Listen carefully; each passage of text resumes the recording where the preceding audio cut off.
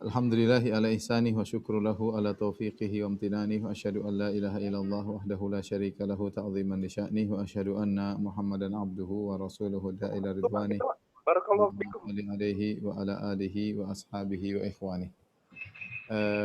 Para dokter, ikhwan dan akhwat yang dirahmati Allah Subhanahu wa taala. Kita lanjutkan bahasan kita dari hadis-hadis Al-Arba'in An-Nawawiyah, 42 hadis pilihan yang dipilih oleh Imam Nawawi rahimahullahu taala. Dan kita sampai pada hadis ke-22. An Abi Abdullah Jabir bin Abdullah Al-Ansari radhiyallahu taala anhuma, ya. Anna rajulan, dari sahabat Jabir, bahwasanya ada seorang lelaki sa'ala Nabi sallallahu alaihi wasallam, bertanya kepada Nabi sallallahu alaihi wasallam, faqala, ini berkata, ara'aita idza shallaitul maktubat? Ya Rasulullah, bagaimana menurut Anda jika aku salat 5 waktu? Wa sumtu Ramadan, dan aku puasa bulan Ramadan. Wa ahlaltul halala wa haramtul haram, dan aku menghalalkan apa yang halal dan aku mengharamkan apa yang haram. Walam azid ala dzalik syai'an, dan aku tidak menambah sama sekali. Setelah itu, adkhulul jannata, apakah aku bisa masuk surga? Qala na'am. Nabi berkata, benar. Rawahu Muslim, kata hadis riwayat Muslim, wa makna haramtul haram, maknanya mengharamkan yang haram, maksudnya ijtanabtuhu, yaitu aku menjauhinya. Wa makna ahlaltul halal, aku menghalalkan yang halal, maksudnya fa'altuhu mu'taqidan hillahu, aku melakukannya dengan meyakini akan kehalalannya. Ini hadis yang mulia yang diriwayatkan oleh sahabat Abu Abdullah Jabir bin Abdullah. Itu Jabir bin Abdullah radhiyallahu taala anhuma bin al-Haram, ya. Dia dan ayahnya adalah dua sahabat. Yang ayahnya Abdullah bin Haram meninggal tatkala perang Uhud. Jabir meriwayatkan ada seorang lelaki bertanya kepada Nabi. Laki ini diperselisihkan tentang siapa namanya, namun banyak dari para ulama mengatakan namanya adalah Nu'man ibnu Al-Qawqal. Nu'man ibnu Al-Qawqal. Dia bertanya kepada Rasulullah sallallahu alaihi wasallam, "Ya Rasulullah, ara'aita idza shallaitul maktubat?" Ya Rasulullah, bagaimana jika aku hanya salat 5 waktu? Artinya tidak melaksanakan salat sunnah, salat 5 waktu saja. Wa sumtu Ramadan, dan aku hanya puasa di bulan Ramadan saja, tidak melaksanakan puasa-puasa sunnah. Tetapi wa ahlaltul halal, aku menghalalkan yang halal, wa haramtul haram, dan aku mengharamkan yang haram. Walam azid ala dzalik, dan aku tidak nambah-nambah lagi. Apakah bisa masuk surga? Pertanyaannya sederhana. Aku amalnya terbatas. Apa bisa masuk surga? Kata Nabi, "Na'am, bisa." Ya, bisa, ya. Eh, ada beberapa faedah yang diambil dari hadis ini, ya. Yang pertama, bahwasanya bagaimana, ya, orang ini, sahabat ini ingin menjelaskan mungkinkah masuk surga jika aku hanya membatasi pada amal-amal ini. Di sini tidak disebutkan tentang haji dan puasa, haji dan sedekah, zakat. Tidak disebut tentang haji dan zakat. Kata para ulama, bisa jadi sahabat ini mungkin dia tidak berbicara tentang zakat karena dia bukan orang kaya sehingga tidak terkena kewajiban zakat. Atau bisa jadi tidak disebutkan haji karena mungkin ketika itu belum diwajibkan haji, karena kewajiban haji muncul belakangan, ya, di akhir-akhir Islam, ya. Di akhir-akhir Islam baru terjadi atau turun kewajiban haji. Ya, sehingga pembahasan dia tentang masalah salat dan puasa saja, salat dan puasa saja. Sehingga dia bertanya, kalau saya cuma salat 5 waktu dan puasa Ramadan, ya, saya tidak salat sunnah-sunnah dan saya tidak puasa sunnah-sunnah, tetapi saya menghalalkan yang halal, saya mengharamkan yang haram, apa saya bisa masuk surga? Kemudian yang dimaksud dengan menghalalkan yang halal artinya saya meyakini akan kehalalannya, saya melakukannya atau saya memakannya, saya mengkonsumsinya dengan meyakini itu adalah suatu yang halal.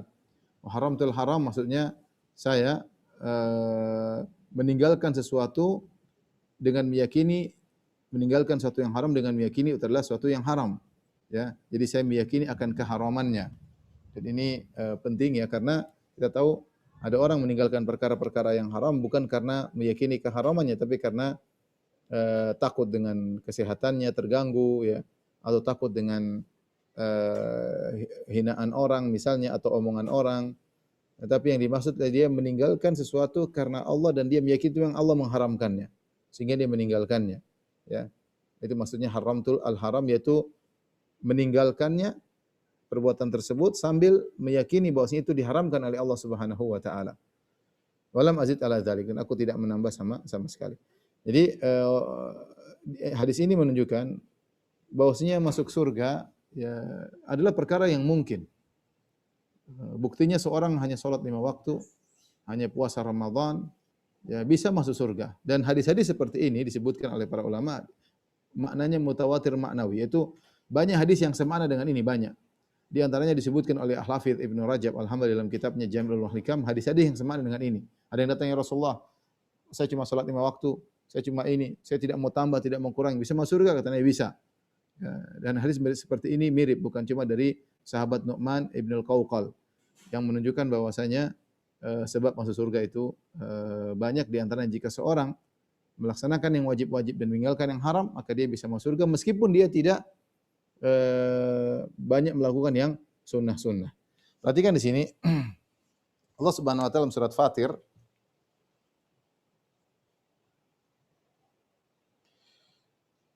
saya sebutkan ayat, saya carikan.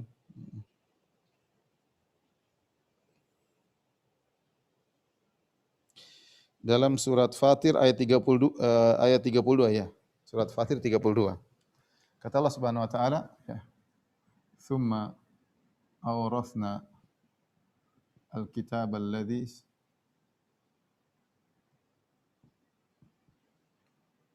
istafaina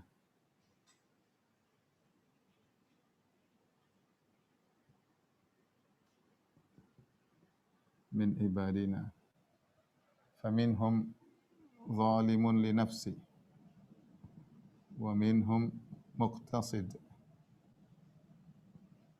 wa minhum sabiqun bil khairati biiznillah. Dzalika huwal fadlul kabir. Kemudian setelah itu Allah berfirman, jannatu adnin yadkhulunaha yuhallawna fiha min asawira min dhahabin wa lu'lu'a wa libasum fiha harir. Kata Allah Subhanahu wa taala, lalu kami wariskan Alkitab alladzina astafaina min ibadina. Kami wariskan Alkitab kepada orang-orang yang kami pilih. Hamba-hamba kami yang kami pilih.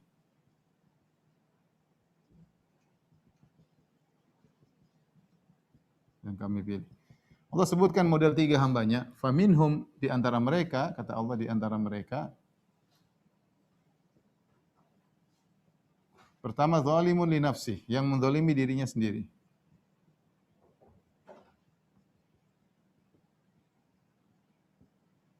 Itu yang bermaksiat masing-masing. Wa minhum muqtasid. Di antara mereka yang kedua adalah yang sedang atau membatasi. Wa minhum sabiqun bil khairat, yang ketiga yang berlomba dalam kebaikan.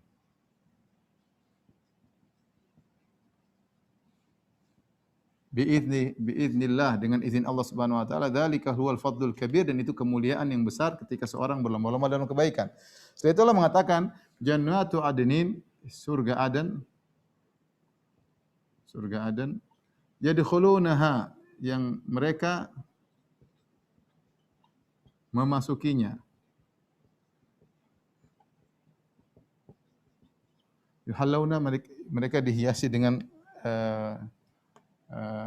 emas dan lu'lu', mutiara-mutiara, walibasum fi harir, dan mereka memakai pakaian sutra. Perhatikan ini, Allah menjelaskan tentang penghuni surga ada 3 model. Ini semua ketiganya penghuni surga. Ya. Ketiganya adalah 3 kelompok penghuni surga.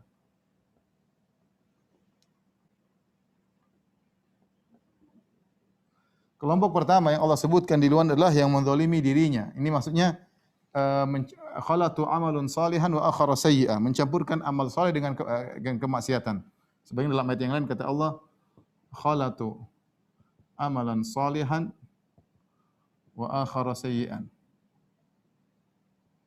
Mencampurkan amal saleh dengan maksiat.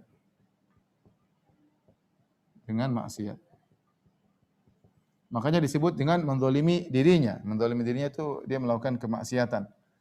Yang kedua muqtasid, ini yang sedang kita bahas, yang membatasi, yang mencukupkan dengan wajib-wajib dan meninggalkan yang haram-haram. Sunnah tidak mengerjakan yang sunnah-sunnah, tidak melakukan yang sunnah-sunnah. Yang ketiga sabiqun bil khairat, yang semangat, yaitu selain wajib berlomba dalam yang sunnah.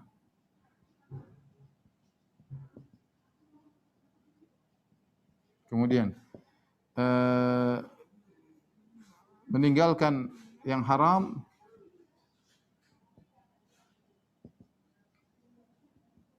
bahkan juga yang makruh. Yang makruh.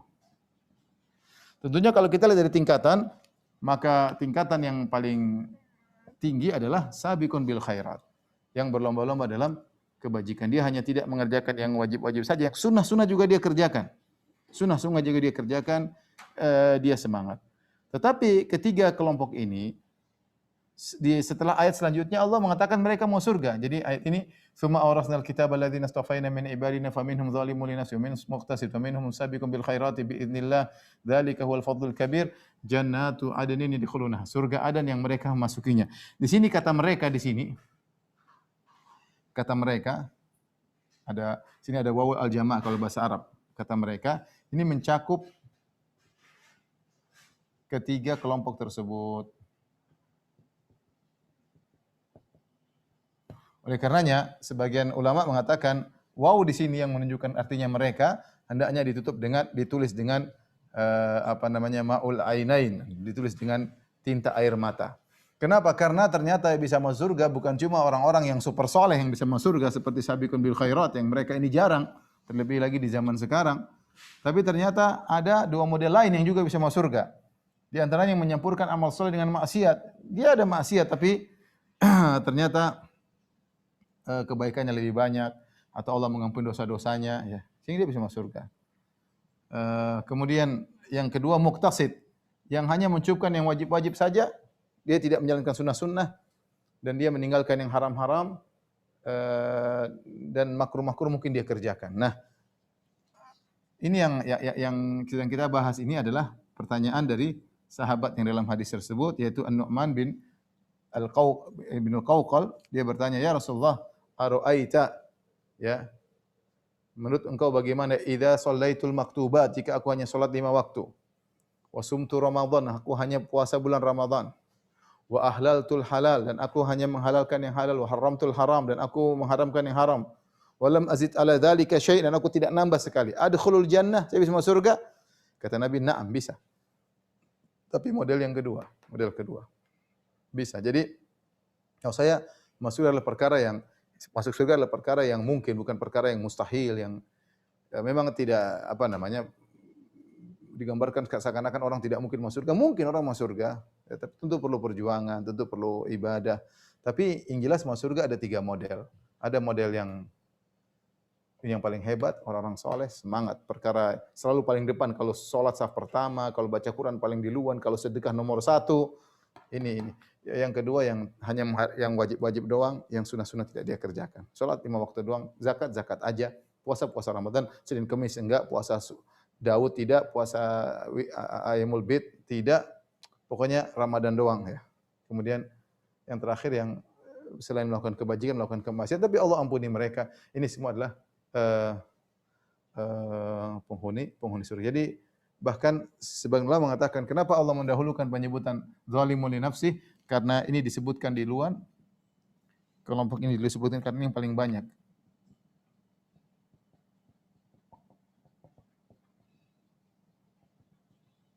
Di sini lebih dulu karena mereka yang paling banyak. Banyak menghuni surga. Karena kebanyakan manusia seperti itu. Banyakan kita ya masuk pada kelompok yang pertama. Yang kelompok paling top jarang ya, jarang. Makanya ini di antara salah satu ayat yang kata para ulama disebut dengan arja ayatin fi kitabillah, ayat yang sangat memberikan harapan dalam Al-Qur'an. Kenapa? Karena ternyata Allah sebutkan di antara penghuni surga ada yang zalimun li nafsih, yang dia menzalimi dirinya itu mencampurkan kebaikan dengan maksiat. Ternyata Allah Subhanahu wa taala memberikan surga kepadanya. Nah, orang yang sedang kita bahas dia masuk dalam hadis ini, bagian ini yaitu Nu'man bin Al-Qawqal.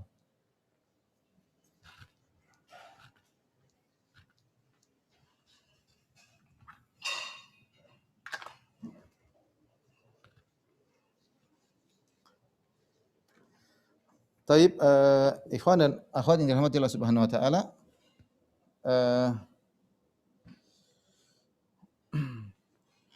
sahabat ini kenapa dikatakan kenapa Rasulullah SAW tidak menyuruh dia untuk melakukan amal-amal sunnah yang lain, tidak menganjurkan untuk melakukan puasa-puasa sunnah atau salat-salat sunnah. Wallahu alam, karena Rasulullah SAW mungkin menjawab sesuai dengan pertanyaan dia. Dia bertanya. Ya. Yang berikutnya juga selain itu apa namanya, bisa jadi bahwasanya dia mungkin baru masuk Islam ya, sehingga kalau dikasih tahu dengan segala amalan mungkin dia merasa berat, maka cukup dengan salat 5 waktu, dengan puasa Ramadan ya. Apakah bisa menjamin masuk surga? Kata Nabi bisa. Ya, mungkin dengan berjalan waktu mungkin dia akan lebih semangat menjalankan lebih daripada ini. Kemudian juga di antara faedah yang bisa kita ambil bahwasanya adalah hal yang biasa bagi para sahabat ketika mereka beramal soleh, mereka ingin surga. Mereka ingin surga dan itu hal yang sangat wajar. Dan di antara akidah Ahlussunnah wal Jamaah adalah seorang berusaha untuk masuk ke dalam surga. Oleh karenanya para anbiya, para nabi mereka berdoa untuk dimasukkan ke dalam surga. Contoh nyata adalah Nabi Ibrahim alaihissalam. Di antara doanya, wa ja'alni mi warathati jannatin na'im. Ya Allah, jadikanlah aku di antara pewaris surga yang penuh dengan kenikmatan. Jadikanlah aku pewaris surga yang penuh dengan kenikmatan. Demikian juga Nabi SAW banyak sekali doa-doa Nabi. Allahumma inni as'alukal jannah. Ya Allah, aku mohon kepada Engkau surga. Bahkan Nabi SAW menyuruh kita minta surga. Kata Rasulullah SAW, idza sa'altumullah fas'aluhul firdaus fa innahu 'alal jannah. Jika kalian minta kepada Allah, mintalah surga firdaus, itu surga yang paling tinggi ya. Surga yang paling tinggi. Ketika Rasulullah SAW dengan para sahabat dalam medan pertempuran, dalam medan jihad, kata Rasulullah SAW, "Qumu ila jannatin arduha samawati wal ard." Bangkitlah menuju surga yang luasnya seluas langit dan bumi ya. Jadi merupakan hal yang sangat banyak dalam Al-Qur'an, dalam hadis-hadis tentang bicara tentang surga, kemudian syariat mengiming-iming surga banyak sekali. Siapa yang ingin masuk surga? Sehingga kalau kita dapati banyak pertanyaan sahabat kepada Rasulullah SAW, ya Rasulullah, dullani ala amalin idza amiltu dakhaltul jannah. Ya Rasulullah, tunjukkan suatu amalan jika aku mengerjakan masuk surga. Ya, Rasulullah, kau bikin begini ya. Jadi adalah akidah Ahlussunnah wal Jamaah, seorang rindu untuk masuk ke surga, dan di antara kenikmatan di surga adalah memandang wajah Allah Subhanahu wa taala. Dan ini saya sebut hal ini untuk membantah sebagian orang-orang sufi ya, yang mereka mengatakan seorang beribadah tidak boleh ingin surga dan tidak boleh takut dengan neraka. Bahkan di antara mereka ada yang berdoa, ya Allah, kalau saya beribadah karena ingin surga dan karena takut neraka, masukkanlah aku ke neraka jahanam. Ini tidak benar. Ini sesuatu yang menyelisih fitrah ya. Menyelisih fitrah. Allah sebutkan tentang manusia suka dengan kenikmatan ya, manusiawi ya. Dan Allah mengiming-iming tentang indahnya surga di Al-Quran banyak sekali. Tentang indahnya surga dalam hadis-hadis banyak sekali. Kalau ternyata kita tidak boleh ingin surga, maka ini adalah penyesatan kepada manusia. Gimana Allah mengiming-iming surga dalam Al-Quran, Rasulullah mengiming-iming surga dalam hadis-hadis, kemudian kita enggak boleh ingin masuk surga. Sementara Nabi sendiri berdoa untuk masuk surga. Nabi sendiri berdoa untuk masuk surga. Seperti ada seorang sahabat datang kepada Nabi, dia berkata, "Ya Rasulullah, inilah uhsinu dandanataka wala dandanata Mu'adz, walakinni as'alullah al-jannah wa a'udzu bihi minan nar." Ya Rasulullah, aku tidak pandai meminta sebagaimana permintaanmu dan permintaan Mu'adz, tapi doaku intinya aku minta kepada Allah untuk masuk surga dan dijauhkan dari api neraka jahanam. Apa kata Nabi SAW? Haulahu nudandin. Saya dan Mu'adz juga permintaan kami seputar itu. Intinya masuk surga, dijauhkan dari neraka jahanam. Makanya Rasulullah SAW pernah sholat kemudian diperlihatkan surga sampai Nabi maju.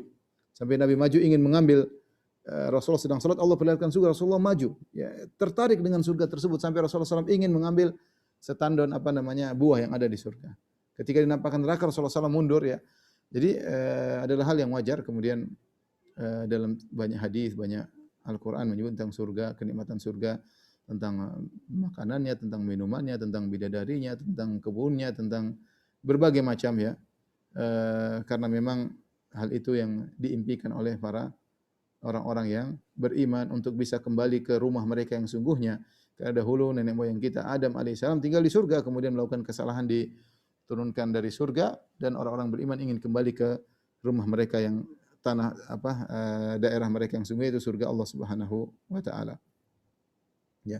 Dan orang yang paling mulia dari kalangan para nabi adalah Nabi Muhammad SAW, setelah itu Nabi Ibrahim. Yang keduanya diberi gelar dengan Khalilur Rahman, kekasih Allah Subhanahu wa taala, ya.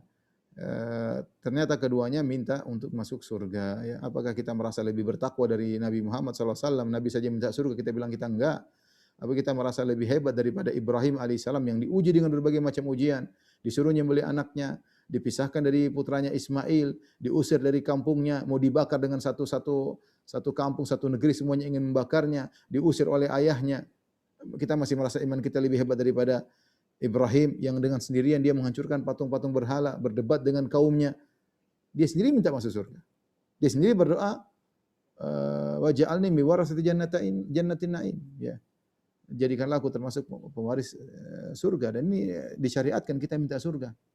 Ya, maksud saya para sahabat biasa mereka ingin masuk surga. Mereka tanya mana yang menghalangi masuk surga, mereka jauhi. Mana yang menjauh masuk neraka, mereka jauhi. Dan kemudian tiba-tiba datang orang mengatakan, ya Allah, kalau saya berdoa, saya beribadah kepada Engkau karena ingin masuk surga, masukkan aku ke neraka. Ini enggak benar. Enggak benar, ya. Ini menyelisihi akidah Ahlussunnah wal Jamaah dan menyelisih akidahnya para anbiya. Tapi kemudian juga wa ahlaltul halal. Saya setelah salat 5 waktu, meskipun saya tidak salat sunnah, dan puasa bulan Ramadan, meskipun saya tidak puasa sunnah, tapi saya menghalalkan yang halal. Menghalalkan maksudnya yang halal saya katakan halal. Makanya tidak boleh kita mengharam-haramkan apa yang halal. Allah Subhanahu wa taala tegur, ya ayyuhalladzina amanu la tuharrimu thayyibati ma ahallallahu lakum. Wahai orang beriman, janganlah kalian mengharamkan apa yang Allah halalkan bagi kalian. Kalau halal, jangan kita bilang haram, ya. Karena kita waro', zuhud, kita bilang haram, enggak boleh, ya. Bahkan Allah menegur orang-orang yang mengharamkan yang halal, ya, karena dengan tujuan zuhud atau yang lainnya. Lihatlah orang-orang Nasara, mereka rahib-rahib mereka sampai tidak mau nikah, mengharamkan yang halal. Tidak mau nikah, tidak mau ini, tidak mau anu, ya. Kata Nabi SAW, bu'itsu bil hanifiyati samha, aku diutus dengan agama yang mudah, kemudian yang jauh dari kesyirikan. Bukan diutus dengan ruhbaniyah, tidak boleh ini, tidak boleh anu, tidak boleh nikah, tidak. Yang halal kita harus katakan halal. Makanya Allah Subhanahu wa taala berfirman, "Qul man harrama zinatallahi allati akhraja li ibadihi wat thayyibati minar rizq." Katakanlah siapa yang mengharamkan perhiasan yang Allah halalkan yang Allah keluarkan untuk hamba-hambanya. Halal, kalau halal kita boleh pakai baju bagus, kita boleh tinggal di rumah yang bagus, kita boleh naik kendaraan yang bagus, enggak jadi masalah. Seorang jangan berlebih-lebihan. Yang penting tidak boleh min ghairi sarafin wala makhilah, tidak boleh berlebih-lebihan dan tidak boleh sombong, itu saja. Maka ketika seorang menghalalkan yang halal, tidak mengharamkan yang halal, maka itu di antara syarat masuk surga, harus menghalalkan yang halal. Ya. Tidak seperti sebagian orang yang berlebih-lebihan dalam beribadah sehingga dia mengharamkan yang halal. Oleh karenanya, ketika Ibnu Abbas radhiyallahu ta'ala anhuma berdebat dengan orang-orang Khawarij yang mereka mengkafirkan kaum muslimin, mengkafirkan Ali bin Abi Thalib dan Muawiyah radhiyallahu ta'ala anhuma, dan jumlah mereka sekitar ada 6.000 ketika itu 8.000, maka datanglah Ibnu Abbas radhiyallahu anhuma diutus oleh Ali untuk berdebat dengan mereka. Ibnu Abbas radhiyallahu anhuma sengaja memakai baju yang indah, sengaja memakai baju yang indah untuk berdebat dengan mereka. Maka mereka mengingkari, baju apa seperti ini? Seakan-akan orang soleh tidak boleh pakai baju yang indah. Ya, seakan-akan orang soleh tidak boleh. Mereka mengharamkan seakan-akan orang soleh yang zuhud tidak boleh pakai baju yang indah. Maka Ibnu Abbas menjelaskan, aku melihat Nabi pakai baju yang indah.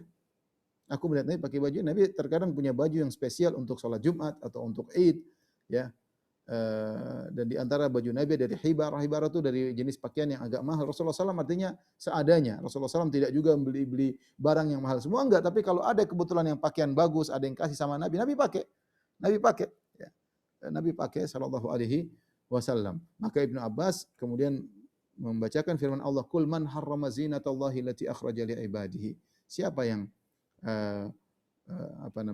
mengharamkan perhiasan yang Allah keluarkan untuk hamba-hambanya. Ini boleh pakai baju bagus. Yang penting tidak berlebihan dan tidak mendatangkan kesombongan. Itu saja. Adapun baju bagus, rapi, ini suatu yang dianjurkan dalam syariat ya. Makanya Rasulullah SAW sisiran, Rasulullah SAW pakai baju yang bagus ya. Rasulullah bersih, Islam mengajarkan kebersihan. Bukan seorang penghuni surga itu orang yang komproh, kemudian yang tidak perhatian sama kebersihan, bajunya bau, bajunya kumal, pakai. Enggak, itu bukan demikian. Islam tidak mengajarkan demikian. Islam tidak mengajarkan ruhbaniyah. Islam tidak mengajarkan ruhbaniyah. Artinya seorang sesuai dengan kemampuannya. Makanya di antara yang penting adalah wa ahalaltu halal. Aku menghalalkan yang halal. Kalau halal bilang halal. Ya, jangan mengharamkan yang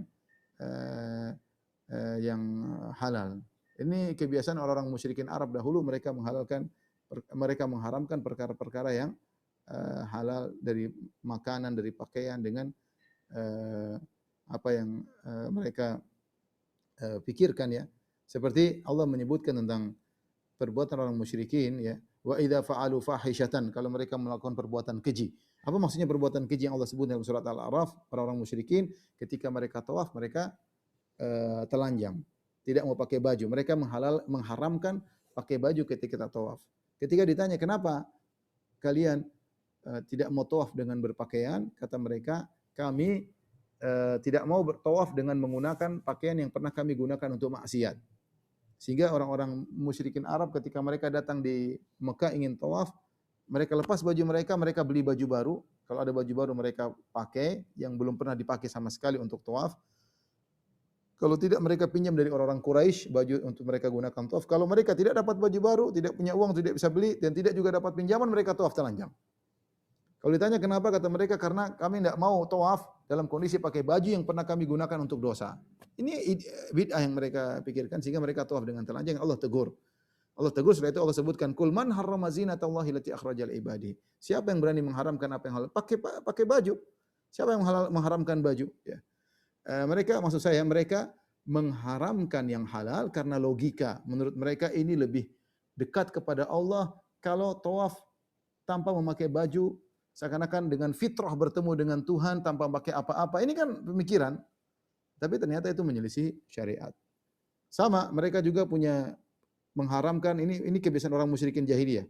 Kata Allah dalam surat Al-Maidah, "Ma ja'alallahu min bahiratin wala sa'ibatin wala wasilatin wala ham." Allah tidak pernah mensyariatkan namanya sa'ibah, kemudian ham, kemudian wasilah ya.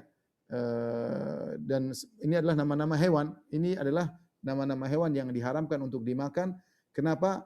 Karena dikeramatkan. Kalau ada kambing misalnya melahirkan betina terus berapa kali tanpa ada di sela-sela dengan anak jantan, maka ini tidak boleh dimakan, harus dikeramatkan. Kalau ada onta yang melahirkan jantan atau betina beberapa kali, 5 kali kalau tidak salah tanpa diselangi dengan jantan, maka ini onta keramat, tidak boleh dimakan. Mereka mengharamkan apa yang Allah halalkan. Maka Allah tegur ya, la tuharrimu thayyibati ma ahallallahu lakum. Janganlah kalian mengharamkan apa yang Allah halalkan bagi kalian. Maka di antara bentuk kita bersyukur kepada Allah, kalau Allah halalkan jangan kita haramkan. Seakan-akan kita tidak bersyukur, saya enggak mau ya Allah, ini haram bagi saya. Allah kasih kamu untuk nikmat. Ya. Huwallazi khalaqa lakum ma fil ardi jami'an. Dialah Allah yang telah menciptakan bagi kalian apa seluruh di atas muka bumi. Allah halalkan, kenapa kau haramkan? Ya. Maka kalau ada orang yang mengharamkan apa yang Allah halalkan, ini salah satu halangan yang bisa menghalangi dia untuk masuk surga.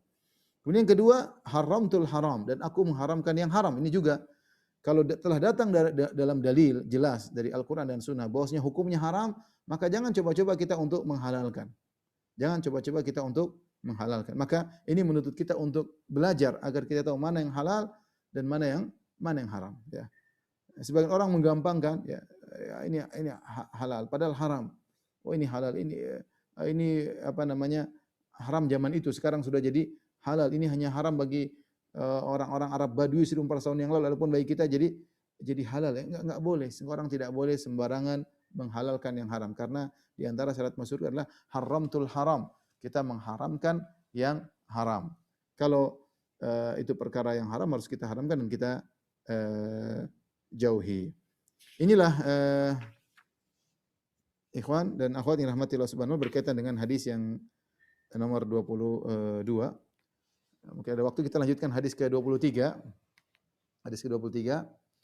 An Abi Malik Al-Harith bin Asim Al-Asy'ari radhiyallahu taala anhu qala Rasulullah sallallahu alaihi wasallam at-tuhuru syatrul iman. Bersuci adalah setengah dari keimanan. Walhamdulillah tamla'ul mizan. Bahwasanya ucapan alhamdulillah akan memenuhi timbangan. Wa subhanallah walhamdulillah tamla'ani atau tamla'u ma baina sama'i wal ard. Dan ucapan subhanallah dan alhamdulillah akan memenuhi antara langit dan bumi. Was salatu nurun. Dan salat adalah cahaya. Was sadaqatu burhanun. Dan sedekah adalah petunjuk. Was sabru dhiya'un. Dan sabar adalah lampu ya. Cahaya. Wal Qur'anu hujjatun lak au alaik. Dan Quran adalah membelamu atau akan menjadi bumerang bagimu. Kullun nasi yaqdu, setiap orang keluar di pagi hari, fabai'u nafsahu, dia jual dirinya, wa mu'tikuha au mubikuha, maka dia akan memerdekakannya atau dia akan membinasakannya. Hadis riwayat Muslim. Ini hadis berikutnya cukup panjang, kalau kita sempat selesai, kalau enggak kita lanjut di kesempatan yang lain. Baik, kita lanjutkan hadis berikutnya, hadis nomor 23 tentang amalan-amalan saleh yang dianjurkan. Amalan-amalan saleh yang dianjurkan di antaranya berkaitan dengan zikir, berkaitan dengan salat, berkaitan dengan sedekah, berkaitan dengan baca Al-Qur'an ya. Ini adalah hadis yang menganjurkan kita untuk banyak beribadah karena semuanya ada timbangannya di akhirat. Kita mulai dari sabda Nabi sallallahu alaihi wasallam, at-tuhuru syatrul iman. Bersuci adalah setengah dari keimanan. Apa yang dimaksud dengan bersuci di sini? Sebagian ulama berpendapat tuhur di sini maksudnya adalah membersihkan diri daripada berbagai macam kesyirikan. Karena kalau ingin kita sempurna iman kita ada takhliyah wa tahliyah, yaitu membersihkan dan menghiasi. Membersihkan artinya membersihkan iman kita dari segala bentuk kesyirikan. Hati kita bersihkan, jauh dari bentuk segala kesyirikan, syirik kecil, syirik besar, jauhkan di hati kita dari ketergantungan kepada makhluk, ya. Gantungan hati kita hanya kepada Rabbul Alamin. Jangan kita beribadah ingin dipuji, ingin disanjung. Kita beribadah semata-mata murni karena Allah Subhanahu wa taala. Itu dimaksud dengan at-tuhur, mensucikan diri dari berbagai macam bentuk kesyirikan. Tidak seperti sebagian orang yang kemudian menggantungkan hatinya kepada jimat, menggantungkan hatinya kepada sebab-sebab duniawi. Kita bilang semua sebab duniawi hanyalah sebab, yang menentukan akibat hanyalah Allah Subhanahu wa taala. Kita melakukan ikhtiar, melakukan sebab, tapi kita yakin yang menentukan akibat adalah Rabbul Alamin. Ini tafsir pertama tentang at-tuhur. Mensucikan diri dari segala bentuk kesyirikan, dari segala bentuk penyakit-penyakit hati. Yang kedua yang dimaksud dengan at-tuhur, tafsiran kedua, at-tuhur maksudnya berwudu, bersuci, maksudnya bersuci secara yang kita ketahui dengan mandi junub, dengan berwudu. Syatrul iman, iman maksudnya adalah salat. Allah menamakan dalam Al-Qur'an salat dengan keimanan. Ketika kiblat berubah dari Baitul Maqdis berubah ke Ka'bah, sebagian sahabat bertanya kepada Nabi, ya Rasulullah, kiblat berubah dari Baitul Maqdis menuju Ka'bah. Padahal sebagian sahabat kita salat menghadap Baitul Maqdis. Karena Nabi ketika ke kota Madinah masih menghadap Baitul Maqdis sampai sekitar 16 bulan, 17 bulan. Setelah itu baru kemudian turun firman Allah, "Falanuwalliyannaka qiblatan tardaha," kami akan rubah kiblat menuju kiblat yang kau sukai wahai Rasulullah, yaitu ke Ka'bah. Sementara sebagian sahabat yang di Madinah sudah salat sampai 16 bulan, 18 bulan, 17 bulan menghadap Baitul Maqdis. Maka mereka bertanya, Rasulullah, bagaimana dengan nasib mereka? Nasib salat mereka. Mereka sekarang sudah meninggal dunia. Sebagian sahabat sudah meninggal dunia. Sementara mereka waktu hidup mereka salatnya menghadap Baitul Maqdis, tidak menghadap Ka'bah. Maka ketika itu Allah turunkan firman-Nya, "Wa ma kana Allahu liyudhi'a imanakum." Allah tidak akan menyia-nyiakan iman kalian. Allah tidak akan menyia-nyiakan iman kalian. Nah, iman di sini maksudnya adalah salat. Allah tidak akan menyia-nyiakan salat kalian. Meskipun sebagian kalian salat menghadap Baitul Maqdis, tetap dinilai pahala oleh Allah Subhanahu wa taala, bukan menjadi suatu yang hilang ditiup angin. Makanya Allah mengatakan wa ma kana Allahu liyudhi'a imanakum. Allah tidak akan menyia-nyiakan salat kalian, tapi Allah menamakan salat dengan iman. Sehingga ditafsirkan iman di sini maksudnya salat. Sehingga kalau kita tafsirkan at-tuhuru syatrul iman, maksudnya wudu bersuci adalah setengah daripada salat. Karena kita tahu tidak mungkin kita salat kecuali berwudu terlebih dahulu. Ini isyarat tentang bahwasanya berwudu adalah ibadah. Berwudu adalah ibadah. Makanya seorang ketika berwudu berusaha sesuai dengan sunnah Nabi sallallahu alaihi wasallam. Dalam satu hadis Rasulullah SAW bersabda, "Man tawadda'a nahwa wudu'i hadza, thumma shalla rak'ataini la yuhadditsu fihima, ghufira lahu ma taqaddama min dzambi." Barang siapa yang berwudu dengan tata cara wuduku ini, kemudian dia salat 2 rakaat khusyuk, akan diampuni dosa-dosa yang telah lalu. Tapi intinya Rasulullah SAW memotivasi untuk berwudu seperti wudu Nabi. Man tawadda'a nahwa wudu'i hadza. Siapa yang wudu seperti wuduku ini. Maka seorang tahu di antara ibadah yang mulia adalah berwudu. Tapi dia berwudu sesuai dengan wudunya Nabi, berusaha mengikuti sunnah Nabi semaksimal mungkin sesuai dengan sunnah-sunnah Nabi agar wudunya semakin sempurna. Ini di antara keutamaan berwudu, ternyata wudu adalah setengah salat karena dia adalah muqaddimah salat. Tanpa wudu salat tidak akan diterima. Kemudian di antara amal saleh yang lain adalah berzikir. Walhamdulillahi tamla'ul mizan. Memuji Allah, segala puji bagi Allah akan memenuhi timbangan. Artinya ditimbang pada hari kiamat kelak dengan sangat berat. Jika seorang mengucapkan alhamdulillah dengan benar-benar memahami maknanya. Segala puji bagi Allah Subhanahu wa taala. Ikhwan dan akhwat yang dirahmati Allah Subhanahu wa taala, kita memuji Allah Subhanahu wa taala dari dua sisi. Sisi pertama, kita memuji Allah karena kemuliaan sifat-sifatnya, yang maha tinggi sifat-sifatnya. Dan yang kedua, kita memuji Allah Subhanahu wa taala karena berbagai macam kenikmatan yang Allah berikan kepada kita. Dari dua sisi ini. Berbeda kalau kita berkata kita bersyukur kepada Allah. Lafal kalimat kata kita bersyukur kepada Allah terfokus kepada nikmat yang Allah berikan kepada kita. Kita bersyukur kepada Allah. Kalau syukur, fokus kepada nikmat-nikmat yang Allah berikan kepada kita yang tidak terhingga. Tapi kalau kita memuji Allah, alhamdulillah, segala puji bagi Allah, maka kembali kepada dua hal.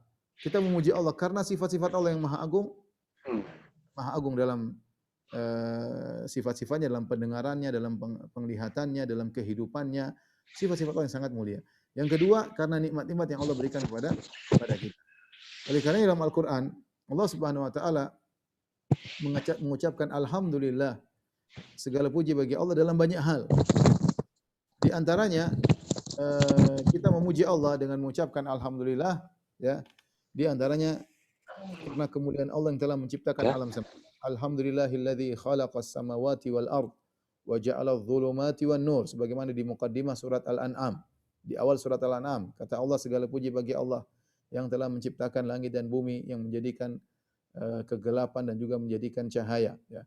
Kemudian alhamdulillahilladzi anzala ala abdihil kitaba, ya, wa lam yaj'al lahu iwaja. Kita juga muji Allah, di antara segala puji bagi Allah yang telah menurunkan Al-Quran kepada hambanya. Di antara nikmat Allah turunkan Al-Quran kepada hambanya dan Allah menjadikan Al-Quran tersebut tidak ada kebengkokan di dalamnya. Alhamdulillahilladzi lahu ma fis samawati ma fil ard. Ya, segala puji bagi Allah yang semuanya di langit dan bumi adalah miliknya. Kita memuji Allah karena semua alam semesta adalah milik Allah. Bahkan ketika Allah memutuskan perkara-perkaranya, wa quti adabirul qaumil ladzina zalamu walhamdulillahi rabbil alamin. Ketika Allah membinasakan suatu kaum yang berbuat zalim, berbuat kesyirikan yang membangkang, Allah memuji dirinya. Alhamdulillahi rabbil alamin. Segala puji bagi Allah. Artinya keputusan Allah untuk membinasakan mereka adalah pujian bagi Allah karena mereka membangkang, kurang ajar kepada pencipta alam semesta. Allah binasakan mereka dan Allah memuji dirinya. Kita juga bahkan dalam keputusan-keputusan Allah yang mungkin tidak kita sukai, kita mengatakan alhamdulillah ala kulli hal. Ketika kita terkena musibah, di antara ucapan kita mengucapkan alhamdulillah ala kulli hal, segala puji bagi Allah. Jadi Allah terpuji dalam segala kondisi. Sifat-sifat Allah terpuji, syariat Allah terpuji, keputusan Allah terpuji, takdir Allah terpuji, semuanya terpuji. Maka segala puji bagi Allah, alhamdulillahi.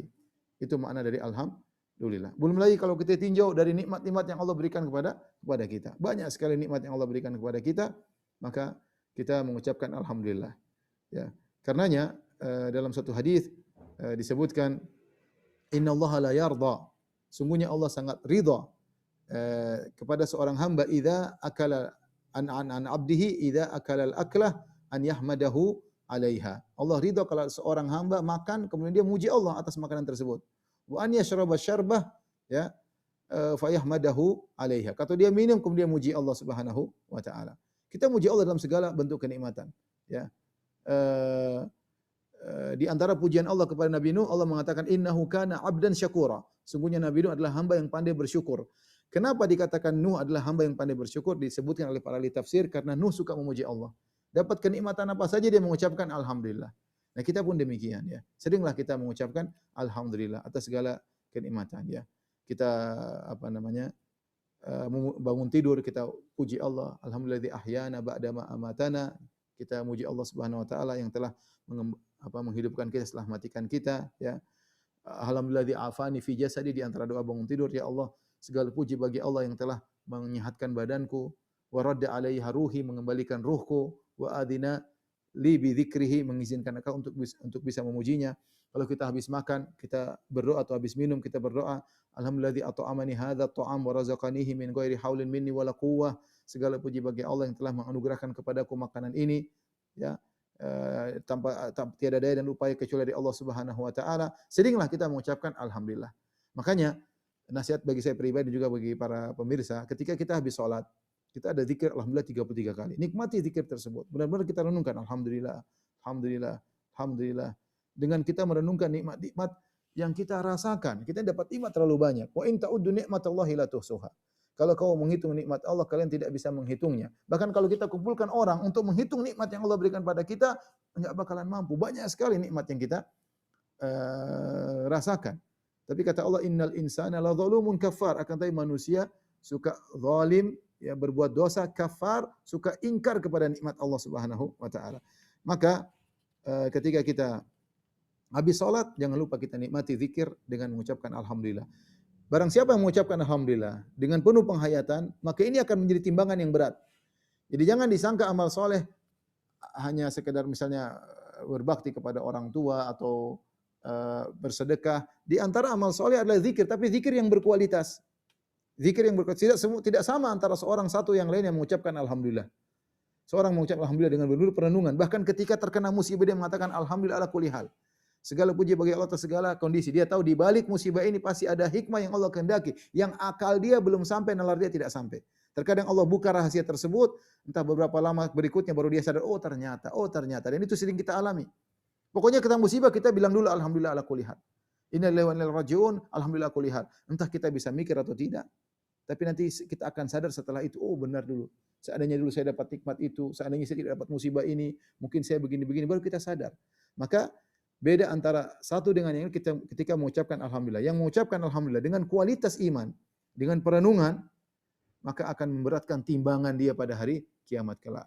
Dan ini dalil bahwasanya di hari kiamat ada namanya timbangan. Ini di antara bentuk keadilan yang Allah tegakkan. Wa nada'ul mawazinal qista li yaumil qiyamah fala tuzlamu nafsun syai'a. Wa in kanat mithqala habbatin min khardalin ataina biha wa kafa bina hasibin. Kami akan tegakkan timbangan pada hari kiamat, kata Allah Subhanahu wa taala, dan tidak satu jiwa pun yang akan dizalimi. Meskipun amal dia hanya sekedar seberat biji sawi, kami akan datangkan, ya. Jadi timbangan yang Allah tegakkan pada hari kiamat akan sangat adil dan detail. Sifatnya dua, adil dan detail. Dan salah satu yang membuat timbangan menjadi berat, zikir. Kalau seorang berucap zikir alhamdulillah dengan perenungan, dengan kualitas, maka dia akan mendapatkan timbangan yang berat pada hari kiamat kelak. Dan ini salah satu dalil bahwasanya zikir ibadah yang agung, ibadah yang mudah, tapi banyak orang meninggalkannya. Kata Syekh Utsaimin rahimahullah, zikir adalah ibadah yang mudah, bisa dilakukan di mana saja. Sebagaimana orang beriman, alladzina yadhkurunallaha qiyaman wa qu'udan wa 'ala junubihim. Orang yang beriman berzikir kepada Allah dalam kondisi duduk dia bisa berzikir, dalam kondisi berdiri dia bisa berzikir, dalam kondisi berbaring dia ingat kepada Allah. Mudah. Tidak harus berwudu dulu. Orang berjunub juga dalam kondisi hidup juga boleh berzikir. Astaghfirullah, la ilaha illallah, subhanallah, boleh. Ya, tapi banyak orang meninggalkannya. Banyak orang meninggal. Padahal amalan mudah, pahala besar. Kemudian tidak semua orang ketika berzikir kualitas zikirnya tinggi. Maka harapan bagi saya pribadi juga bagi para pemirsa ketika berzikir hendaknya berzikir dengan berkualitas. Tapi mungkin kita sampai di sini aja. Nanti insyaallah kita lanjutkan kelanjutan hadis ini karena masih banyak faedah yang akan disampaikan. Kalau ada yang bertanya saya persilahkan. Wallahu taala alam bisawab. Alhamdulillah, terima kasih atas tausiahnya Ustadz. Memang hadis ini sangat memberikan semangat sekali untuk kita ya Ustadz ya. Karena yang di hadis ke-22 tadi, bahwa melaksanakan wajib dan menjadikan yang haram itu akan masukkan ke surga walaupun kita punya maksiat, masih punya harapan kita Ustadz ternyata ya. Masih ya.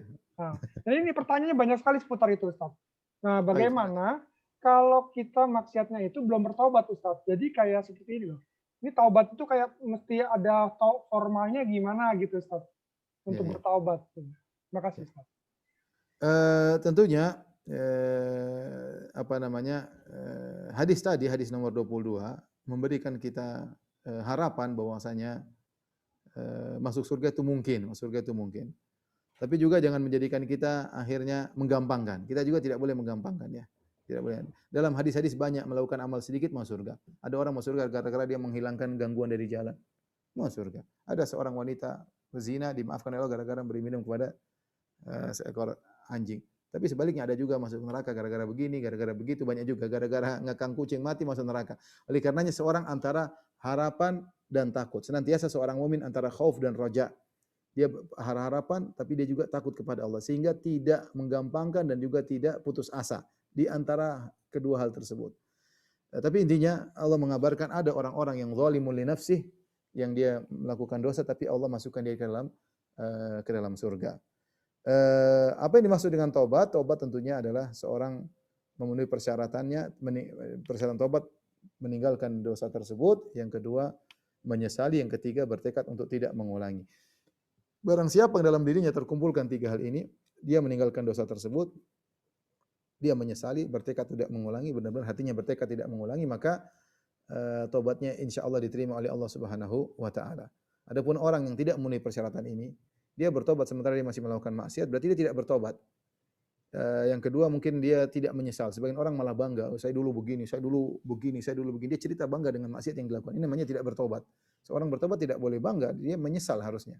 Saya dulu gini, ya Allah, sedih bercerita tentang bukan membanggakan kemaksiatan yang pernah dia lakukan. Kemudian yang ketiga, dia bertekad untuk tidak mengulangi. Adapun orang yang kita tobat deh bulan Ramadan, nanti habis Ramadan kita kembali lagi. Sekarang judi tutup dulu deh. Ini lagi bulan Ramadan. Nah, ini tidak akan diterima oleh Allah Subhanahu wa taala. Adapun dosa-dosa bisa diampuni oleh Allah Subhanahu wa taala dengan banyak sebab. Ibnu Taimiyah rahimahullah taala dalam kitab Majmu' Fatawa menyebutkan sekitar 10 sebab dosa-dosa bisa diampuni. Di antaranya bertobat pada Allah Subhanahu wa taala. Di antaranya al-hasanatul mahiyat. Amal soleh yang banyak, kalau banyak bisa mendominasi kemaksiatan sehingga kemaksiatan tersebut akan gugur. Makanya Nabi mengatakan kepada seorang, wa'id bi sayyi'atal hasanatan huwa. Kalau kau melakukan kemaksiatan, lakukanlah kebajikan. Niscaya kebajikan tersebut akan menggugurkan kemaksiatan yang kau lakukan. Bisa jadi dia diampuni dosa-dosanya karena doa-doa orang untuknya, doa anaknya, doa kawan-kawannya untuk dia sehingga diampuni oleh Allah Subhanahu wa taala. Bisa jadi diampuni dosa-dosanya karena syafaat. Nanti di akhirat kala ada yang beri syafaat kepada dia sehingga dosa-dosanya diampuni oleh Allah Subhanahu wa taala. Bisa dosa diampuni karena musibah yang dialami. Dia dapat musibah dan musibah-musibah akan menggugurkan dosa-dosa seseorang. Bisa dosanya diampuni ketika dia mengalami kesulitan, ya, misalnya di alam barzah mengalami kesulitan atau di padang mahsyar kesulitan yang dia hadapi, ini juga bisa mungkin menghapuskan dosa-dosanya, ya. Dan banyak hal, ada sekitar 10. Yang terakhir di antaranya Allah Subhanahu wa taala mengampuni dengan kehendak Allah, terserah Allah. Makanya Allah mengatakan, "Innallaha la yaghfiru ayyusyraka bih wa yaghfiru ma duna dzalika liman yasha." Allah tidak mengampuni dosa syirik. Allah tidak bakalan mengampuni dosa syirik. Kalau orang meninggal dalam kondisi syirik, Allah tidak akan mengampuni. Tapi Allah mengampuni dosa selain syirik bagi yang Allah kehendaki. Jadi bisa jadi Allah memang ingin mengampuni, terserah Allah. Dan itu hak prerogatif Allah Subhanahu wa taala, ingin mengampuni siapa yang Allah kehendaki. Intinya bukan cuma taubat saja, tapi ada sebab-sebab lain yang bisa menjadikan dosa-dosa seorang hamba diampuni oleh Allah Subhanahu wa taala. Wallahu a'lam bishawab. Terima kasih Ustaz atas jawabannya. Ada pertanyaan lagi Ustaz. Assalamualaikum Ustaz, Ana mau bertanya, apakah hukum bekerja di perusahaan penjaminan kredit syariah? Apakah benar sudah halal dan boleh bekerja di perusahaan tersebut karena sudah menjadi syariah atau masih syubhat ya Ustaz? dan Terus lebih terang baik saya tidak tahu tentang hal tersebut ya. Saya tidak tahu tentang penjaminan kredit syariah. ah, Saya tidak ada gambaran sehingga saya tidak bisa memberi jawaban ya. oke. Seorang yang bekerja hendaknya benar-benar bertanya kalau memang ada yang menghalalkan, alhamdulillah mudah-mudahan halal. Kita sih berharap semuanya halal ya. Tapi Iya, kalau iya. dia ragu biar cek tanya kepada ahlinya. Saya tidak tahu tentang prakteknya seperti apa, bentuknya seperti apa sehingga tidak ada gambaran untuk bisa memberi jawaban. Allah alam bisawab. Kalau mengenai kerja yang lain ya Ustadz, misalnya kerja di industri film, itu haram atau halal ya Ustadz ya? Karena kan Tergantung filmnya. Filmnya buka aurat ya repot, ya filmnya ya repot lah. Ya baik. repot. Ya, ya. Baik Ustadz, pertanyaan lain lagi adalah, untuk golongan kedua, yaitu orang yang mengerjakan, yang wajib-wajib saja Ustadz, itu tidak mengerjakan sunnah-sunnah yang sangat dianjurkan kalau sunnah muakkad. Apakah golongan kedua dan ketiga ini nantinya akan tetap dihisap dan dosa-dosanya yang lalu diampuni atau diberi hukuman untuk mensucikan dosa-dosanya, Ustaz? Kalau kita lihat golongan kedua kan yang pertama zalimun li nafsi yang melakukan Ya, maksiat tapi kebaikannya mendominasi atau betul. Allah ampuni dia. Yang kedua muktasid. Muktasid ini dia tidak melakukan dosa-dosa. Dia melakukan kebaikan cuma yang wajib-wajib doang, yang sunnah dia malas. Tapi dia juga tidak melakukan yang haram. Mungkin makruh dia kerjakan, tapi yang haram dia tidak kerjakan. Dia pokoknya yang haram garis merah, enggak ada haram. Ini haram saya enggak mau. Kalau makruh masih mungkin mau. Tapi kalau haram enggak. Tapi yang sunnah juga tidak dia tidak meninggalkan sunnah bukan karena menggampangkan, meremehkan. Tapi memang dia malas ya. Dia tahu sunnah itu baik, cuma dia orang tingkat-tingkat iman, kita tidak bisa maksain orang. Yang penting dia sholat 5 waktu, jangan kita cela. Dia sholat 5 selesai, dia tidak sholat qobliyah, terserah dia. Yang wajib dia sudah kerja, nanti jangan cela dia. Ya, dia belum tergerak iman, ya terserah masing-masing orang. Yang penting yang wajib dia kerjakan. Ya.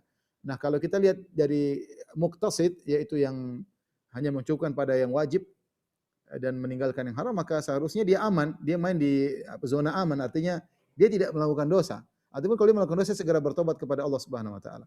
Ya, tentunya ini semua akan dihisap. Yang tidak dihisap adalah yang masuk dalam golongan sabiqun bil khairat. Kata para ulama, inilah golongan di antara mereka, sabiqun bil khairat tidak banyak. Di antara mereka ada orang-orang yang tidak dihisap. Yang makanya ketika Nabi menyebut tentang orang tidak dihisap, bukan hanya perkara yang haram yang mereka tinggalkan, bahkan perkara yang makruh mereka tinggalkan. Ketika Rasulullah SAW ditanya tentang 70.000 orang masuk surga tanpa azab, tanpa hisab, kata Nabi, humul ladzina la yastarqun, orang yang tidak pernah minta ruqyah. Padahal minta ruqyah itu boleh. Wala yaktawun, tidak berobat dengan besi yang dipanaskan. Padahal itu boleh, cuma hukumnya makruh. Mereka tinggalkan karena Allah Subhanahu wa taala. Bukan cuma yang haram mereka tinggalkan, bahkan yang makruh mereka tinggalkan karena ini golongan yang spesial, sabiqun bil khairat, dan mereka tanpa hisab, masuk surga tanpa hisab. Adapun zahir dari zalimul li nafsi dan muktasid akan dihisab. Di antara sabiqun bil khairat ada yang dihisab dan ada yang tidak dihisab. Wallahu alam bisawab. Baik, Ustaz. Ada satu pertanyaan nih yang mewakili kita semua nih, Ustaz. Ya. Pantaskah bila saya banyak berdosa lalu minta dimasukkan ke surga yang paling tinggi, Ustaz? Yang penting harapan saya kita minta dengan tulus. Kalau kita minta dengan tulus, bukan menggampangkan, bukan kita ya Allah Engkau kan maha baik, saya maksiat itu bisa saja. Enggak gitu juga. Kita Muslim tadi itu antara apa? Antara takut dengan roja. Iya. Ketika seorang minta ya Allah masukkan aku surga Firdaus, dan Rasulullah yang suruh, kalau kau minta kepada Allah mintalah surga Firdaus. Jadi kita dituntut semuanya. Rasulullah tidak mengatakan hanya orang beriman saja yang minta surga Firdaus. Yang tukang maksiat enggak boleh. Rasulullah tidak mengklasifikasikan demikian. Rasulullah bilang, "Idza sa'altumullah," kalau kalian minta kepada Allah, fas'aluhul firdaus, mintalah surga Firdaus. Tapi kita tahu doa butuh ketulusan dan butuh pembuktian. Seorang menggabungkan antara doa dengan ikhtiar. Misalnya seorang, ya Allah anugerahkan aku anak soleh, tapi dia enggak pernah kawin. Gimana mau anak soleh? Enggak mau kawin. Pokoknya nanti anak soleh datang sendiri. Enggak benar. Itu doanya enggak benar berarti. Harus ada doa dan ada ikhtiar, dan itu tawakal yang benar, menggabungkan antara ikhtiar dengan doa. Nah, kalau kita tulus minta, meski kita banyak dosa, kita berdoa Allah saya malu tapi saya minta kepada Engkau surga Firdaus. Kalau kita minta tulus, Allah akan menggerakkan hati kita untuk menjalankan konsekuensi dari permintaan kita. Tapi tadi kita harus minta dengan tulus. Jadi kalau pertanyaan apakah saya dilarang, saya pelaku maksiat minta surga yang tinggi, tidak dilarang, tapi mintalah yang tulus. Kalau kau minta yang tulus, kau akan digiringkan oleh Allah untuk konsekuensi menuju hal tersebut. Wallahu a'lam bishawab. Dicarikan jalannya ya Ustaz oleh Allah ya. Ya, tapi dia mintanya tulus, jangan minta-minta. Enggak, ya penting tulus, berdoa, menangis ya Allah, perbaikilah kondisiku ya Allah, aku ingin surga yang tinggi. Minta yang tulus agar Allah kabulkan. Oke. Nah, selanjutnya Ustadz ada pertanyaan juga, bagaimana hukumnya orang yang berpuasa, sholat, tapi berbuat maksiat juga Ustadz? Yang Jadi, jelas ya, maksiat akan mengurangi atau menghabiskan pahala seseorang. Saya sering sampaikan bahwasanya pahala puasa bisa kena roaming, tergantung maksiat apa yang kita lakukan. Dan Rasulullah sudah kabarkan, rubba shaimin laisa lahu min siyamil ju' wal atash. Betapa banyak orang berpuasa dia tidak mendapatkan kecuali hanya lapar dan dahaga. Rasulullah juga bersabda, "Man lam yada' qaula zur wal jahla wal amala bihi falaysa lillahi hajatun fi ayyada ta'ama wa syaraba." Barang siapa yang berpuasa namun dia bohong, dia dusta, maka Allah tidak butuh dengan puasanya. Maka di sana ada dosa-dosa yang kata para ulama pahala puasa langsung habis. Roamingnya internasional langsung habis. Di antaranya dusta, ghibah. Di antaranya dusta dan ghibah. Ini dosa lisan yang siapa yang melakukannya ketika puasa, puasanya langsung habis. Ustaz, saya sudah terlanjur, dia minta ampun lah, minta ampun kepada Allah Subhanahu wa taala.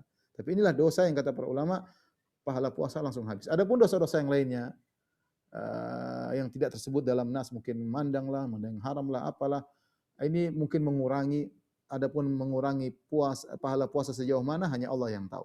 Tapi pahala maksiat cuma dua kemungkinan, mengurangi atau menghabiskan pahala puasa. Ya kalau parah bisa jadi lebih mendominasi daripada pahala puasa. Allah alam bisawab. satu lagi Ustadz, ada pertanyaan ini Ustadz. Ya. Izin bertanya, apakah yang dimaksud dengan tidak dapat menikmati ibadah karena dosa? Apakah orang yang selalu merasakan gelisah karena pernah melakukan dosa, walaupun sudah pernah bertobat? Lalu bagaimana caranya agar hati ini selalu tenang? Saya rasa seorang bersungguh-sungguh dia akan menikmati ibadah. Kita tidak bilang saya tidak bisa menikmati, belum kesungguhan aja. Kalau sungguh-sungguh dia berusaha mendekatkan kepada diri kepada Allah akan dekat dengannya. Ya, ya.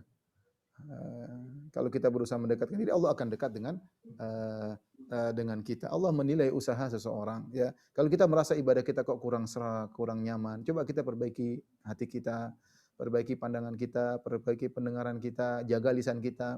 Karena di antara hal yang merusak hati pendengaran dan bicara. Orang banyak bicara, ya, bicara ngalor itu hatinya akan terasa keras.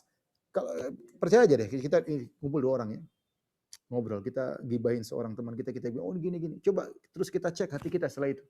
Kok rasanya ada sesuatu? Kita merasa sesuatu.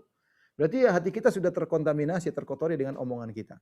Makanya kata para ulama, pandangan, pendengaran, omongan adalah corong yang mengantarkan kepada wadah, yaitu hati. Maka hati-hatilah, jangan segala sesuatu kita masukkan dalam corong-corong tersebut. Jangan sembarang ngomong, jangan sembarang melihat, jangan sembarang mendengar, agar hati kita bisa terjaga. Wallahu a'lam bishawab. Terima kasih Ustadz. Berkaitan dengan hadis ke-23 Ustadz, bolehkah kita melakukan zikir sambil mendengarkan kajian ataupun sambil menulis hal-hal yang lain? Kalau kita butuh dua konsentrasi agak sulit. Zikir tetap boleh. Misalnya seorang berzikir tapi setengah lalai, tetap dia dapat pahala. Tapi zikir yang sempurna adalah yang nyambung antara lisan dengan hati. Kalau dia sambil masak, bisa insya Allah. Dia bisa zikir terus. Tapi kalau sambil dengar kajian, saya rasa agak sulit. Iya. Agak sulit karena dia akan terbagi otak dia. Dia mau konsentrasi berzikir dan bisa jadi dia ganggu orang di sebelahnya. Tapi kalau di sela-sela misalnya ustadznya diam atau apa, dia boleh berzikir. Saya rasa tidak. Karena pengajian kita butuh konsentrasi, apalagi pengajian yang ada dalil, ada butuh pemahaman ya, itu butuh konsentrasi ya. Tapi kalau sambil nyetir sangat mudah. Sambil nyetir kita berzikir, kita bisa konsen zikir kita. Sambil nyetir, sambil masak ya, sambil apa ya, sambil nyetrika kita bisa berzikir ya. Wallahu a'lam bishawab. Sambil periksa pasien bisa juga Ustaz ya? Terserah, yang penting konsentrasinya dibagi sedikit nggak ada masalah ya. Insyaallah. Satu pertanyaan lagi Ustaz, ini Ya, silakan. saya mau bertanya bagaimana menghadapi orang tua yang menyepelekan agama. Saya mengajari adik saya agar tidak ikut ekskul musik, tapi orang tuanya malah memfasilitasi. Saya juga ikut kajian yang menganggap riba haram, tapi dianggap berlebihan. Padahal saya hanya ikut kajian itu saja. Bagaimana mendakwahkan hal-hal tersebut, Ustaz? Terutama kepada orang tua, terutama pada bapaknya, Ustaz. Saya rasa sabar ya, semua butuh kesabaran ya. Karena memang kita dianggap aneh, karena orang tua kita tidak mendapati Islam yang seperti kita dapati ya. Saya juga dulu begitu kaget ketika musik haram, saya kayak dengar sesuatu yang aneh, ini kok aneh musik bisa haram dari mana gitu. Saya nggak logis kok bisa haram. Tapi setelah kita pikirkan lagi ya memang haram. Artinya kita berilah maklumlah apa namanya, kita memberi uzur kepada orang tua yang dari dulu sampai sekarang dia enggak pernah dengar kajian sunnah.